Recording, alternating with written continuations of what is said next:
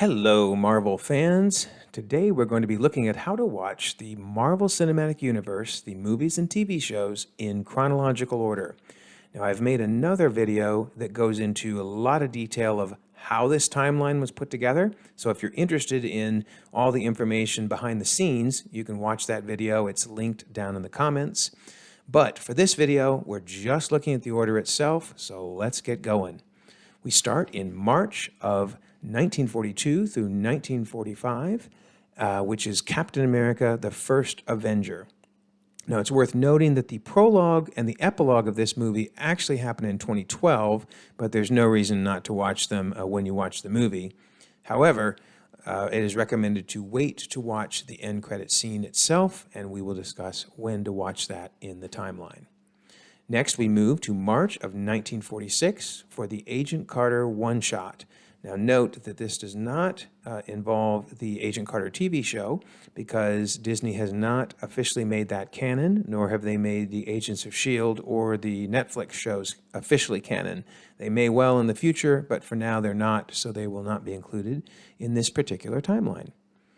Then we jump to June of 1995 for Captain Marvel. And it's worth noting that you should not watch the end credit scene at this point in time. Then we go to January through November of 2010 for the movie that started it all, Iron Man. Then 6 months later, we have a pretty busy time frame here. We have Iron Man 2, Incredible Hulk, and Thor, all happening at one point simultaneously. At least a week of each movie completely overlaps in what is called Fury's Big Week. And we see that when we look at Iron Man 2, there's a scene near the end with a reporter on a monitor, and she is actually reporting on the events happening in The Incredible Hulk.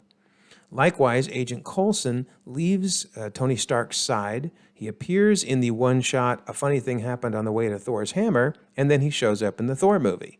So they are all happening simultaneously during a certain point of their movies. And then it's worth noting that after Thor, the one-shot called The Consultant then occurs. And it's also worth noting that this one-shot completely plays the Incredible Hulk end credit scene, so it's worth just skipping it when you watch The Incredible Hulk and waiting to pick it up in context during this one-shot. Now then we move to May of 2012, and at this point you can watch the Captain America First Avengers end credit scene, and then watch The Avengers. Following that, it is the one-shot, the item 47. And then also, it's very interesting, still in May, Thor takes Loki up to Asgard at the end of Avengers, and the opening scene for Thor the Dark World is them arriving in Asgard. So Thor the Dark World actually picks up right after Avengers. Now, the rest of the movie, featuring all the main battles, actually occurs almost a year and a half later in November of 2013. But from a watch order, Marvel recommends watching Thor the Dark World after Avengers. Then next is Iron Man 3, and that occurs in December of 2012. And of course, that's the introduction of, the Mandarin. And then a year later, in December of 2013, we pick up with the one-shot All Hail the King, again following the would-be Mandarin and his story. Now then we move to April of 2014 for Captain America, the Winter Soldier. Then in the same year, August and October of 2014, we have both Guardians 1 and Guardians 2. They're both really meant to be back-to-back stories occurring within just a few months of each other in 2014. Then we move to 2015, April to May, for Avengers Age of Ultron. Then just 2 months later, in July through August of 2015, is the first Ant-Man movie. Then nearly a year later, in May to June of 2016, is Captain America Civil War. Now, it's worth noting that the epilogue of this movie technically happens after Black Widow, but there's no harm in watching it at this point. It will just make a little more sense after watching Black Widow.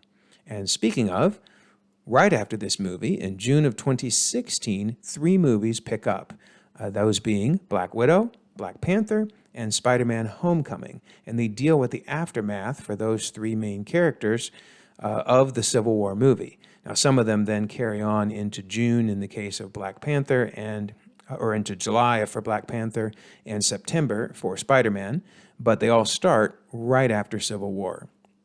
It's also worth noting that for Black Widow, you should wait to watch the end credit scene.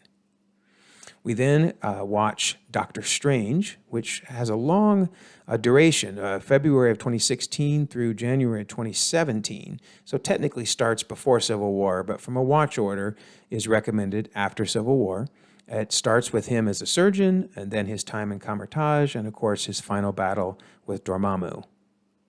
We then move to November of 2017, and we again see Doctor Strange, this time in Thor Ragnarok.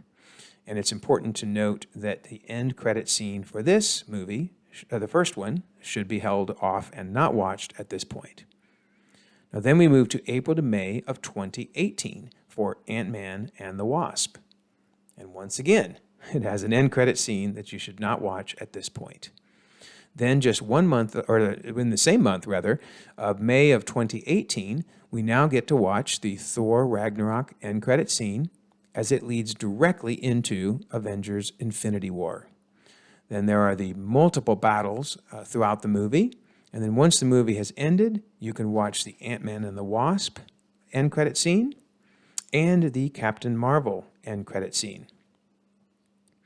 We then move into Avengers Endgame just 1 month later in June of 2018, and of course it includes the 5-year time jump.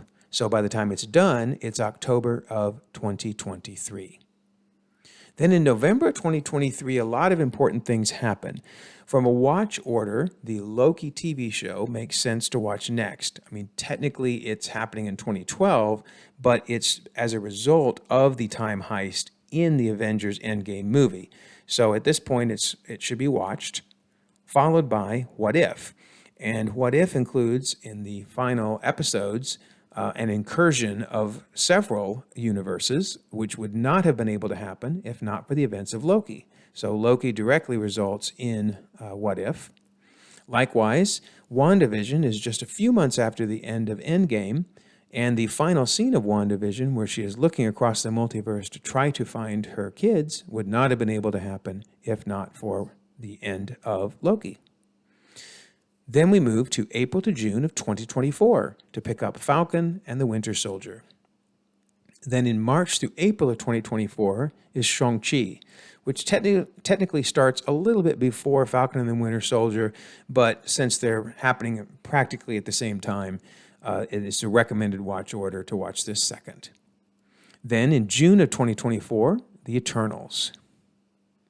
Then if you've not watched them at this point, it's a good time to stop and watch the multiverse stories. Now those include the Spider-Man movies 1, 2, and 3, The Amazing Spider-Man 1 and 2, Venom and Venom Let There Be Carnage, and Morbius. And then it's worth noting that you should wait to watch the Venom Let There Be Carnage and Morbius end credit scenes. Then in June through July of 2024 occurs Spider-Man Far From Home. And as soon as that movie is done, then you can watch the end credit scene to Venom Let There Be Carnage. Then Spider-Man No Way Home picks up immediately after Far From Home, spanning from July through November of 2024. And after it's done, you can watch the Morbius end credit scene.